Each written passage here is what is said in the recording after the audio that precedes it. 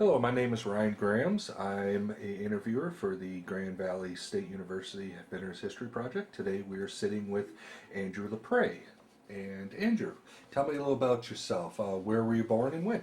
I was born in 1982 at the Gerber Hospital in Fremont, Michigan. Okay. And did you always grow up in Fremont, or where'd you grow up at? Fremont and Newaygo until I was about 6, and then I moved to Rockford, where I stayed through high school, graduated in the year 2000. Okay. Did you play sports in high school? I did not. Okay. So graduating high school, what'd you do then? Just kind of worked for a few years, decided I wanted to do something a little bit more with my life, so joined the U.S. Army in 2004. Okay. So tell me about going to basic training. Where'd you go? Where was your basic? So September of 2004, I went to basic training at Fort Knox. It was not just basic training, it was what they call OSUT, or One Station Unit Training. It was 16 weeks of basic training and tank crew member training rolled into one.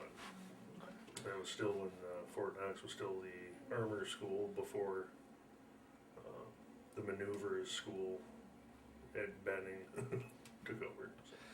So what job did you choose in the military? I was a M1 Abrams tank crew member.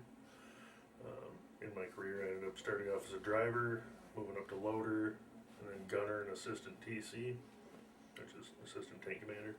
Okay. So tell me a little bit about your basic and, well, your OSUT. What was it like going to basic? How did it feel? So, I already been out of the house and out on my own, so it wasn't quite that crazy, but yeah, it was a really unique experience. Got to meet a lot of cool people, do a lot of cool things. Stressful as it was to be away from family and friends for so long, made a lot of friends, that some of which ended up becoming like family, and I'm still friends with a lot of them today. So tell me, what was your favorite part about training? Favorite part about training was probably the camaraderie and the sense of brotherhood that you get when you form a cohesive team. Got to play with a lot of cool stuff though. I mean, tanks in general are really awesome. Hand grenades, machine guns, you know. So, and what was the worst part about basic for you? Hardest part? Hardest part again was being away from family. Had a lot of letters and stuff that I got, but being away from family for 4 months straight was probably the hardest part. So, and you got through basic OSUT. When did you graduate from training? I graduated late January of 2005. From there, I went home for hometown recruiting for a week, and then out to Fort Carson, where I was assigned to 3rd Armored Cavalry Regiment. And when you got assigned, were you a driver out there? How were you assigned? What does that mean by assigned? Got to my unit first week of February. Got to my unit, they told me, "Oh, you're a tanker. We don't need any tankers. You're going to be a Cav Scout." So I was like, "Oh my God," because as a tanker, it's death before dismount, and all of a sudden I was a dismount on a Bradley. So. Yeah, basically they stocked up a lot of tankers just in case tankers got injured. Tank can only hold 4 crew members, so if one person gets injured, you're short staffed, so you can just pull one of the dismounts that knows how to be a tanker, and that's how I became a Cav Scout for a year. So yeah, started off as a driver, is the norm, but then got put in the Bradley, and I was a dismount up until, well, later on when we were deployed. I ended up becoming a driver as well for the Bradley. Is there a big difference between driving a Bradley and a Abrams? Yes. Okay. They both handle about the same, but the Bradley, you've got a steering column that you turn like this, like a car, gas pedal and brake pedal, like a car, little shifter right here, like a car. In a tank, you've got Cadillacs, you turn them like a motorcycle, revving it up, and that is your throttle. And then like this is to go left, and that's to go right. Unless you're in reverse, because that goes left in reverse, and that goes right in reverse. So, yeah, a little bit different, but being that both of them are track vehicles, they both can handle about the same kind of terrains. So when you got to Fort Carson, tell me what it's like in Fort Carson. What kind of stuff did you guys do when you were there before deployment? Well, first thing I noticed when I got to Fort Carson was that, hey, you've got a barracks room. And I look out the window and I can see Pikes Peak from my barracks, which I thought was just incredible. And then, yeah, kind of, once we got assigned to the unit, it was, hey, you're going to be downloading all this gear from connexes, and then you're going to inventory it, and then put all this gear back in the connexes, and then you're going to go out to the field and make sure that you qualify on all your weapon systems. And all of that was done in 4 or 5 weeks. March 10th, I think it was, we flew out to Kuwait. So I had like 5 weeks to get to know the post and the state of Colorado before taking off. So you didn't get any lead up training to being deployed. They just deployed you. Pretty much, yeah. Okay. And even with the training that I did get, it wasn't like the whole unit, because a lot of people were taking leave before they deployed so they could get their stuff in order. So it was a lot of no guidance and me working with other leaders in the unit that weren't in my platoon. So. Okay. For your equipment, like the tanks, the Bradleys, all that, did you from Fort Carson send them over there, or were they already there using stuff that was there already? They got railheaded right after we got there. We took them to the railhead where they got shipped down to Texas and put on a boat. It takes about a month for them to get over to Kuwait and get downloaded. So once you get to Kuwait, it was about a month of training for counterinsurgency operations, rules of engagement, making sure all your equipment's functional, all that kind of stuff. So yeah. Okay. So when you're getting out, you're getting deployed, and you're jumping on that plane to head over, you've got all your equipment with your personal equipment with you, all your TA-50. So being on the plane, what was it like being on the plane flying that way? So never been on a transatlantic flight before. When they said, yeah, we're going to be flying to Kuwait, I was like, oh my God, that's going to be a long flight in a cargo plane. Luckily, it was big old 747s.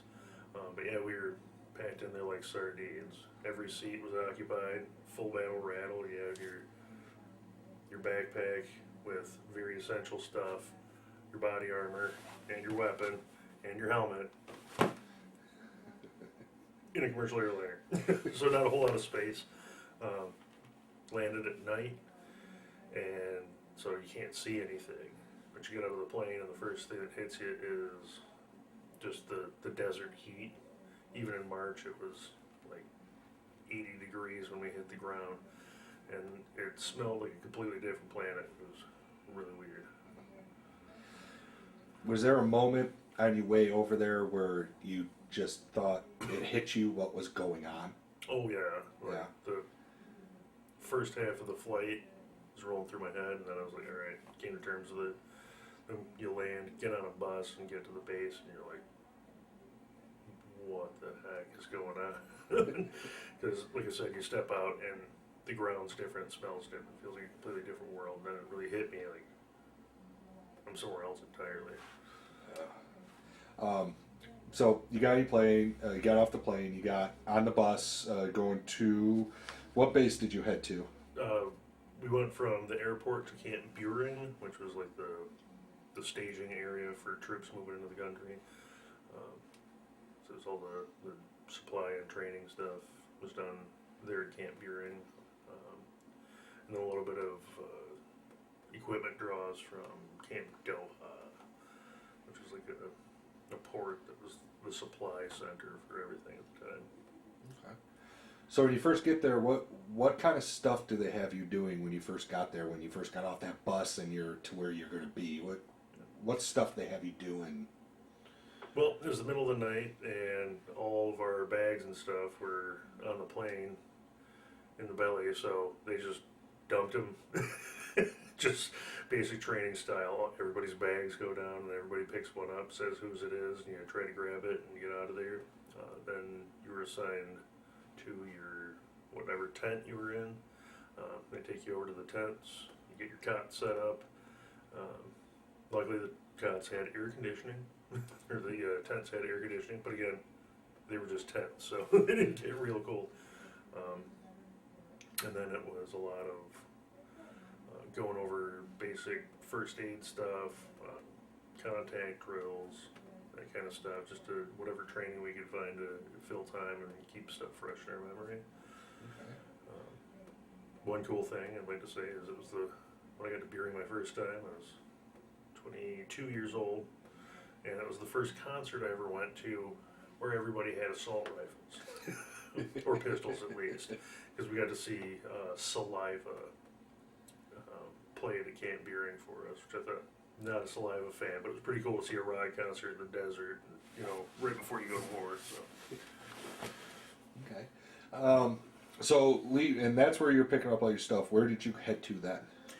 So we were supposed to be going to, all of our information told us that we were going to a place called Camp Dogwood.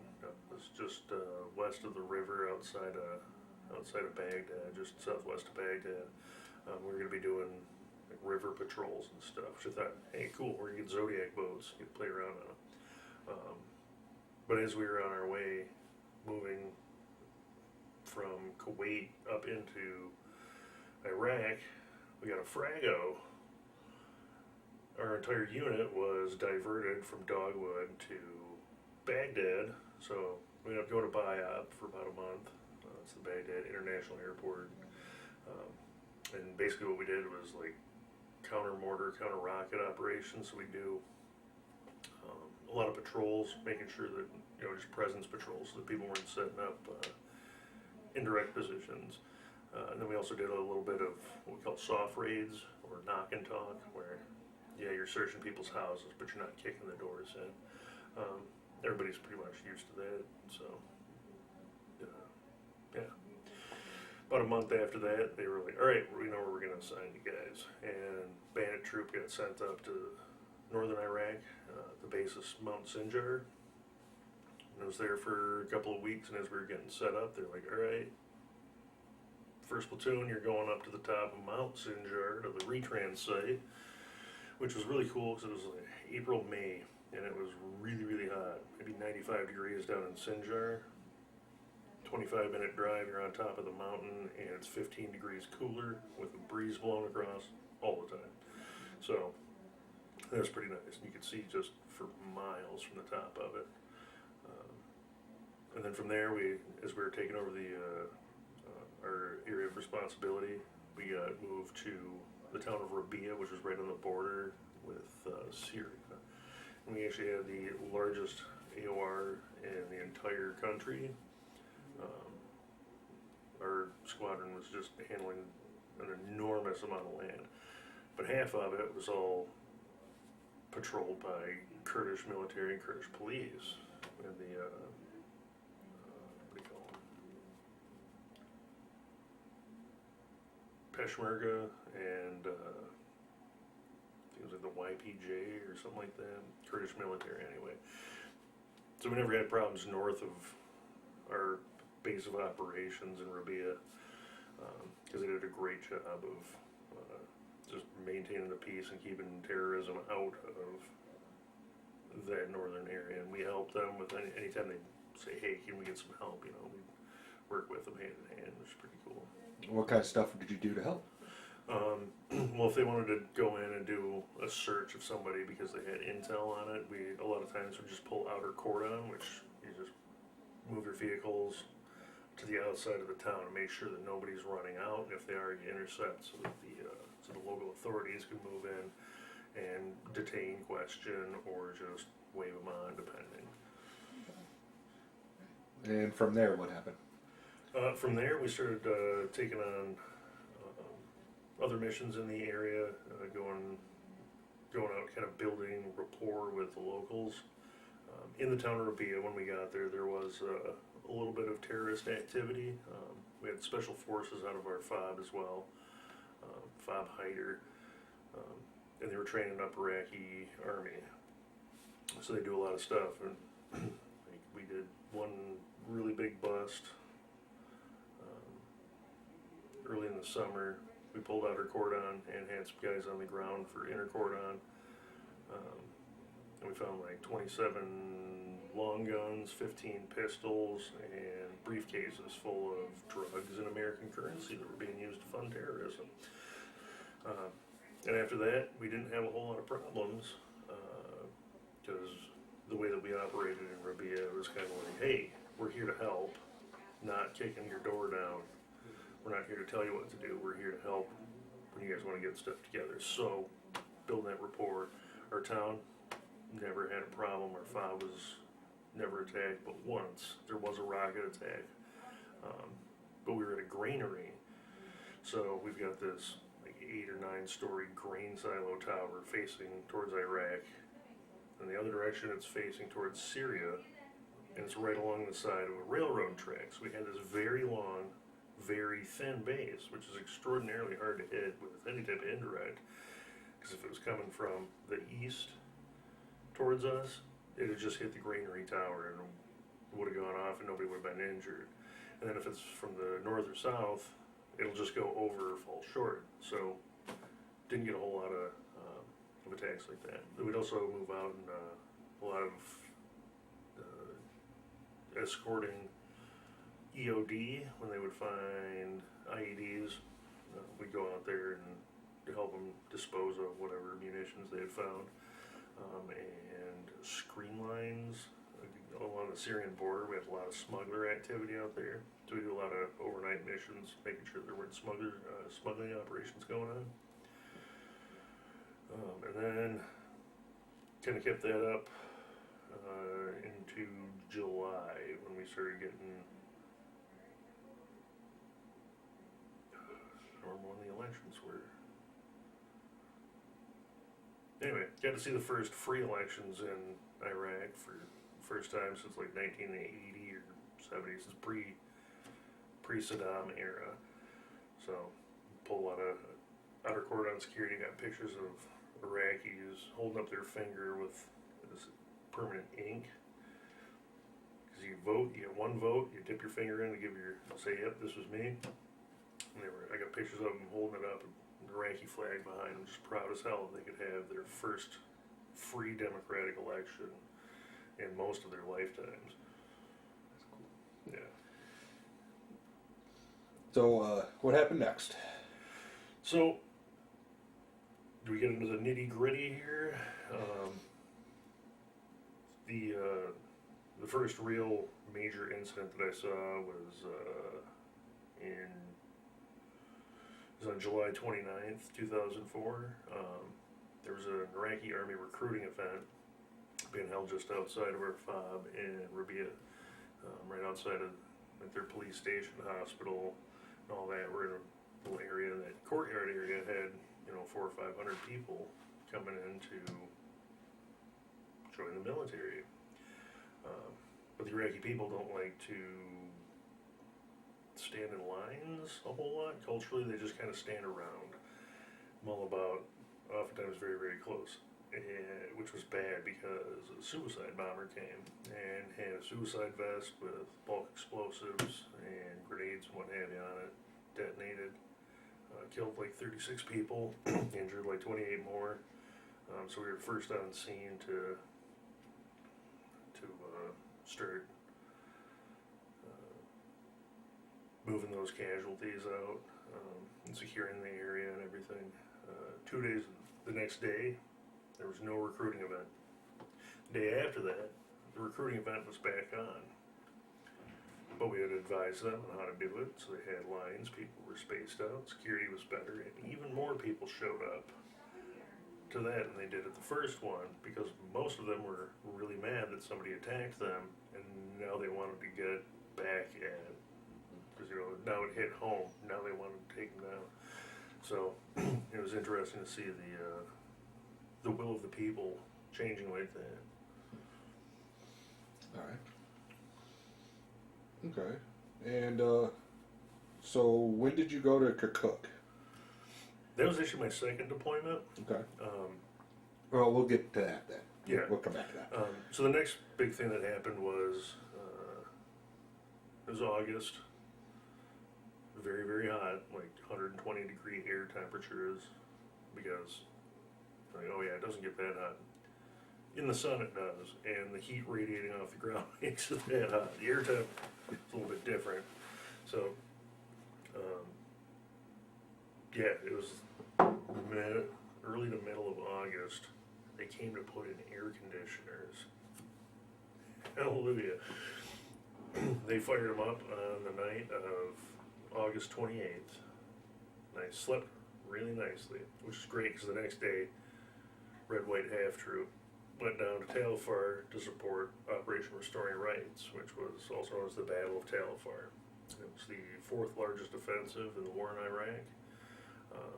A lot of people aren't familiar with it because, like, they had seizure of Baghdad, Ramadi, a lot of these really famous battles. But ours kicked off the same day that Hurricane Katrina was hitting in Louisiana, so we didn't get any news coverage really. But it was, it got hot and heavy, and it was real hairy for the next month. We were there for, like, from August 29th through just about the end of September. What was your typical day like during that? Well, first day we got there, it's get situated in the tents or whatever, get some chow, get your vehicles ready. Tomorrow morning, we're going to be moving Iraqi army soldiers out to the hospital, which is also a guarded area, and then we're going to take them back. Well, that mission ended up taking us 70 hours. It was supposed to be a there and back thing. So we go out, drop these guys, get some more guys, go back in, and we got about 3 hours to sleep, refit, refuel, do our maintenance before we launch the offensive. So we're like on 2 hours of sleep going into this, and it was just insane.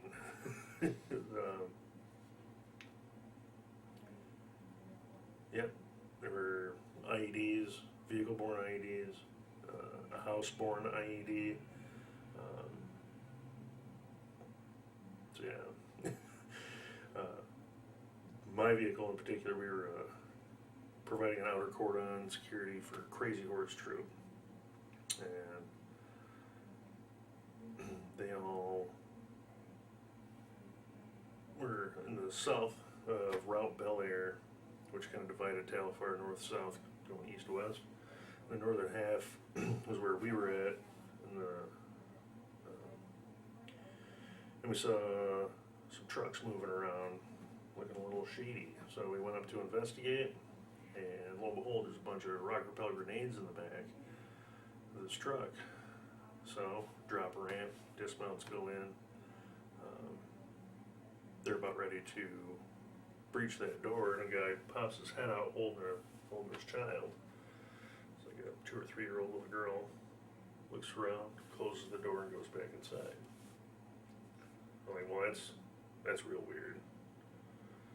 So we're scanning around, and somebody's poking their head up from above the building. We're like, this is not good. So my LT is like, hey, sir, to our gunner, he's like, hey, we got authorization, go ahead and destroy that truck in place. So we lit up that truck, destroying a dozen or more rock repel grenades. Well, they didn't like that, evidently. So right before the guys breached the door, they started shooting small arms at us. We're like, okay, let's get out of here. So they run, get back in the back of the Brad, and all of a sudden they're taking rock repel grenades up over the edge of the ceiling, shooting them at us. official report said somewhere between 10 and 25 rockets shot at us. Missed all of our vehicles every time. A little bit of shrapnel, tings in the armor, but otherwise we were okay, very lucky. So, called in an airstrike. Air Force F-16 comes by, and we're out at a safe distance. And you can see the plane go by, and then see this bomb. Then nothing. Like, what the heck? New stealth bomb, got a silencer on it. So they dropped a 500-pound JDAM, punched a hole through the roof, into the ground, but it never armed, so it didn't detonate. Well, they had helos up observing this, recording 36 military-age males come out of the building. They're all like, what the heck? They all go back in. Well, the F-16 made its second swipe then. Dropped another 500-pound bomb right on top of that one. And that building just kind of went and was swallowed up by the earth, along with all 36 of those military-age male individuals. So hey, we took down some enemy. Cool thing is, later on, the intel showed us that meeting of 36 military-age males in one building was actually the meeting point where they were trying to figure out who was going to be the new leader of the insurgency in Tal Afar. So everybody else is raiding over here and getting all the current guys in power. We managed to find everybody who could fill their shoes. Took them out all at once. Pretty cool. Also really beneficial is in the process, we're pretty sure we killed the trigger man for a houseborne IED, because 2 days later, I think it was 2 days later, time runs together when you don't have clocks and your missions are more than 24 hours. But just several days later, Crazy Horse Troop was clearing out a building and they ran inside with some Iraqi army. Their eyes started burning, they started coughing. What the hell is this, a chemical weapons factory or something? They all pull out of there, call NBC, EOD. So we escort EOD down there. NBC goes in and makes sure, okay, it's not chemical weapons. What it is barrels all over the entire first floor of the house filled with bulk explosives that they were making. And whatever excess toxic crap was burning them up. NBC was like, all right, it's safe technically. We'll have EOD take care of it. And I was sitting like maybe 10 feet in front of the gate outside of this house. We're just covering it so that EOD and NBC can move in. And EOD goes up to it, and over the radio we hear, fire in the hole, fire in the hole, fire in the hole. My LT's like, who said that and what's that supposed to mean? Oh, this is EOD. We're just lighting up some caps. My LT's like, hey, EOD, Bandit Red 1. We need to know what. Boom! Whole house leveled. Our Brad went up on one track, slammed back down, and it burnt up all the air. So it felt like my chest just got compressed as it was thrown out of my seat. And then you're like breathing in all that dust and everything from whatever. But yeah, so what ended up happening was EOD had laid down some blasting caps on the relay to try to break the relay. But somehow, somewhere along the line, they had a collapsing circuit that wasn't identified. So by breaking that relay, it set it off. We didn't have anybody in the building, so a little bit of blast trauma and a couple people get hit with a little rubble, but nobody was overly hurt, so made it through that too.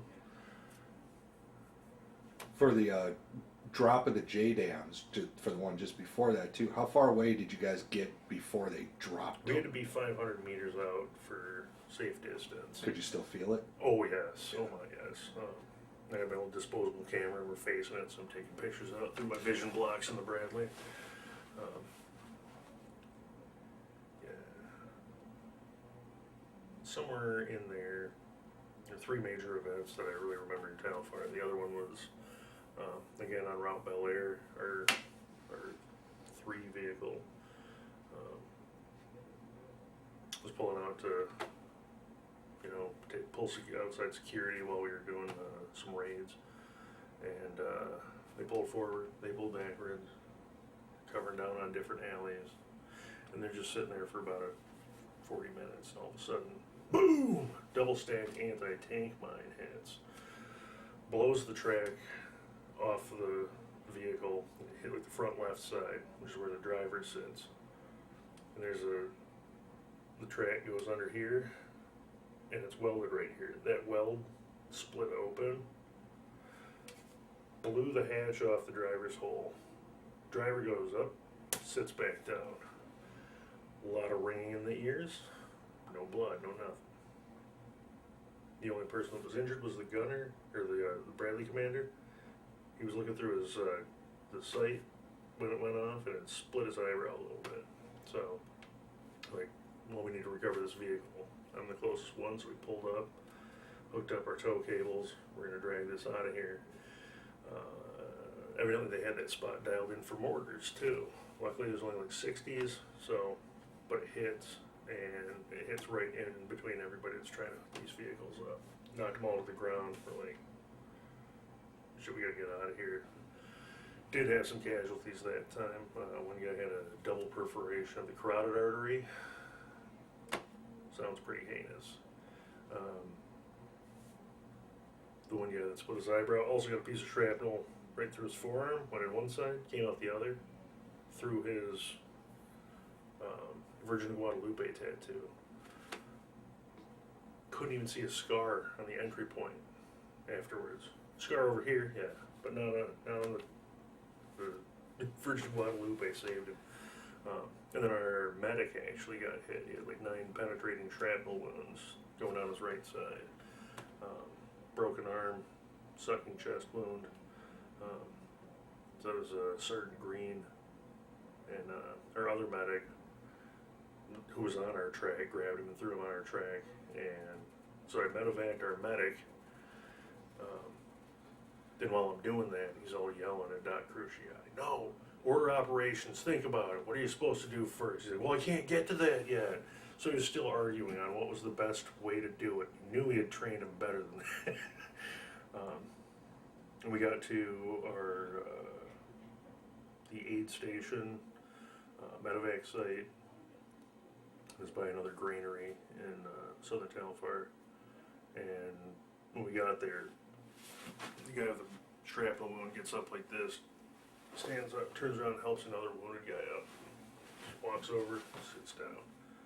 Everybody lived up. We had enough good medics, good training. All made it through. Everybody made it home. All of our platoon made it home. Then after it got real quiet after we kind of blew everything up. So we still did some raids and stuff. But when we got to Tal Afar, we were going around and there's just holes in all the buildings on the outside being shot at. There's holes from tank rounds and Hellfire missiles. Nothing moved in the city, except there was a point with a well where they would also drop off food supplies. So there would be a line of adult males out there. Again, this is Iraq, end of August, early September. It's 100 plus degrees outside. By the time we left, well, I should say we were there for like 4 weeks. By week 3, there were kids walking down the street getting ice cream from the ice cream vendors. So we cleaned that place up so good. So that was pretty cool. Still had people going to the well and stuff while they were trying to figure out how to repair water lines, but people were hanging out and not just standing in line, terrified. So pretty cool. Then we went back to Rabia after that. I sat down on my cot and I was like, finally back home. Now what? I didn't know what to do. And then one of the big things we did then was we had some engineers that were manning the border checkpoint, but their unit took off, so we took over border control operations, and that's pretty much what we did for the rest of the deployment. I got to eat a lot of cool food and work with some really cool Iraqi military and police, right up there. So what was it like leading up to your demobilization to come back home? What did that feel like? What stuff did you guys do to get ready to come back? Again, there was a lot of packing and unpacking and inventory on connexes. Clean up all your vehicles, turn in all the munitions.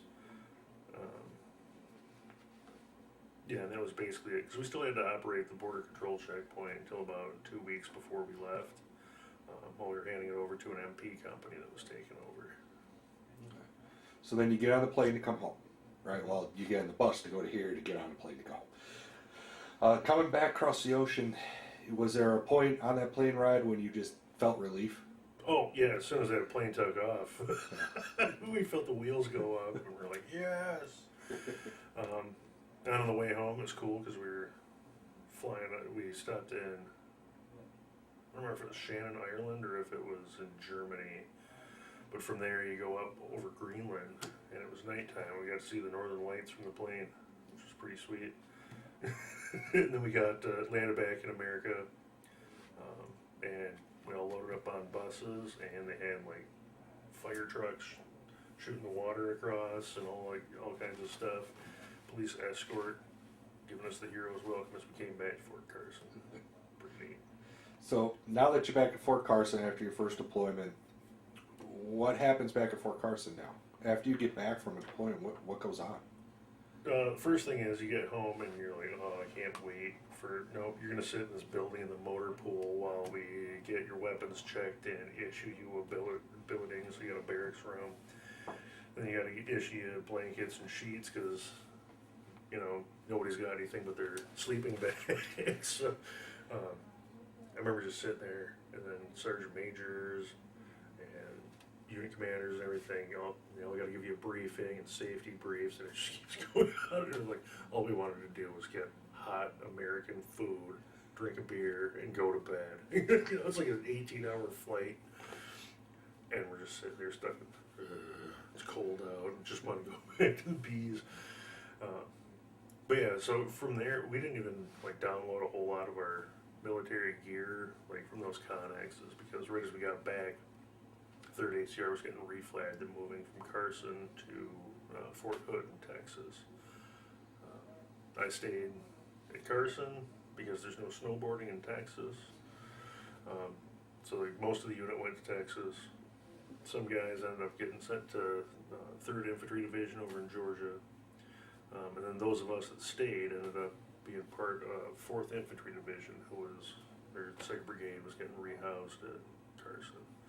So we got kind of stand up the unit there, getting all the supplies and everything in order, getting our offices and all the training stuff set up from there. And then once 2-4 actually moved up from Texas, I became part of 167 Armor Charlie Company, Chaos Company. How long were you there until you got the word that you're getting redeployed? We had plenty of advance notice. We got back in spring of 06, yeah, and by spring of 2007, we knew that we were going to be deploying in the next year. Actually got pushed back, so we didn't deploy until I think, September of 2008. At that time, we knew what was going on. We had time to train everybody up and actually build the unit strength. So, you finally got training. Yes, I didn't get anybody a month before we deployed, which was very nice. I didn't have to rush them through as I had done.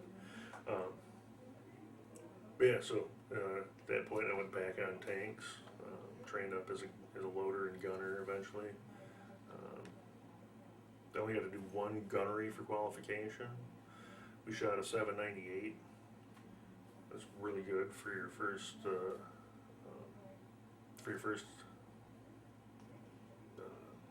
tank qualification.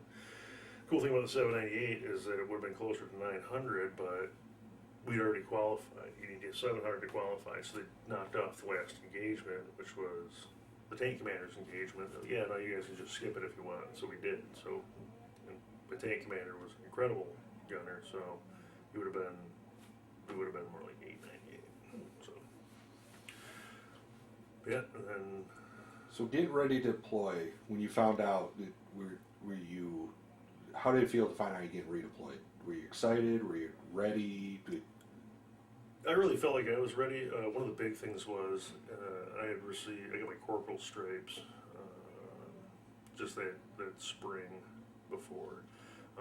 So I was in a leadership position. I was a gunner, and I had my own troops. And I was really excited about the fact that I could be there for these guys. I knew with the younger generation that hadn't deployed yet, I knew what they were going to be facing, what they're going to be going through, and I was really looking forward to just being there for them. And I got a lot of thanks from them afterwards because everything I could do to support them, I did.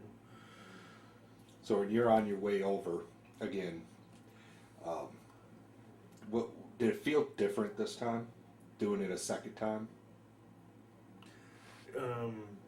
Not really. There was a lot less apprehension because I knew what to expect. We got off the plane, went to this place called Camp Buehring.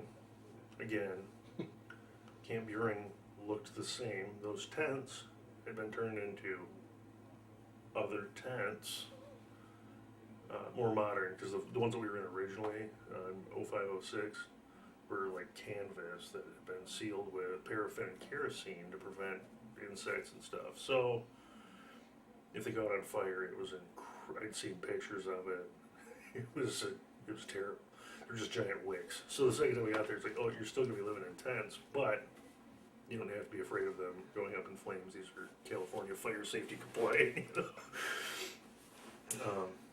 But again, it was cool because I got to mentor my soldiers, I got to train them up, and they felt a lot more confident going in than we did in 0506. So I felt like that was a success. And we also knew where we were going from the get-go. You're going to go to Kirkuk. So when we left Kuwait, went up to Kirkuk, and got established, took over the area of responsibility that was before from 325, 3rd Battalion, 25th Infantry Division. Good guys, gave us a lot of info, did a good job. So when we went in there, nobody was like, oh, it's the Americans, we hate them. So we ended up building a lot of what we did was just assisting police and what they were doing, Iraqi army and what they were doing, and then helping to kind of rebuild what they needed. Kirkuk was great, very Kurd heavy area. So again, those Kurdish police, Kurdish military had a tendency to keep things locked down. A lot of people were real nice. A lot less hot battle, a lot less, shootouts. But it was a much larger fob, so we did get a lot more indirect, rocket mortars onto the fob. So, same but different. And then, what about Mosul? So we were in Kirkuk for about 6 months, and by about month 4, whoever, like 3rd Corps, whoever was well above us, was like, you know what, you guys have done a pretty bleeding good job. We want you to help out in Mosul, which was a much more, much less safe area, I should say. So there we go. You guys got a good track record. We need you to go in.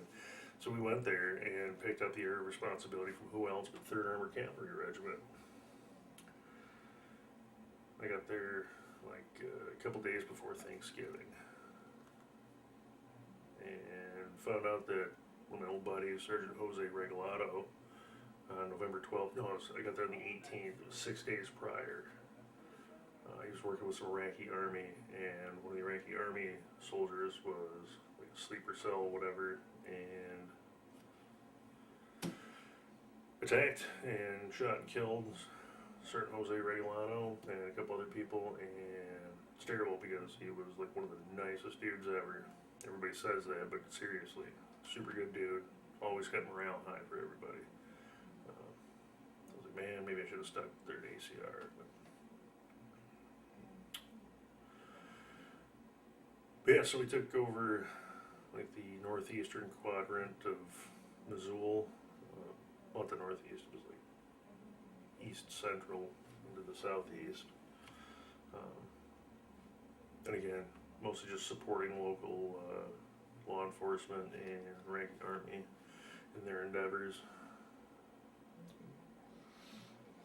Any highlights from that time that you want to discuss? So in Mosul, I got to take some of my soldiers to their first rock concert with assault rifles. I let them go dance in the mosh pits while I held their guns. They were good boys while they got to experience set of dust. Live in Mosul, way better than Saliva, and really incredibly nice guys. Very, very nice guys. Also Mosul. Let's see here, what else did we do there?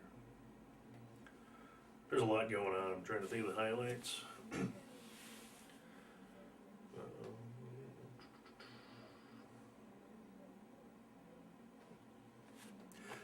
Not quite as much going on there.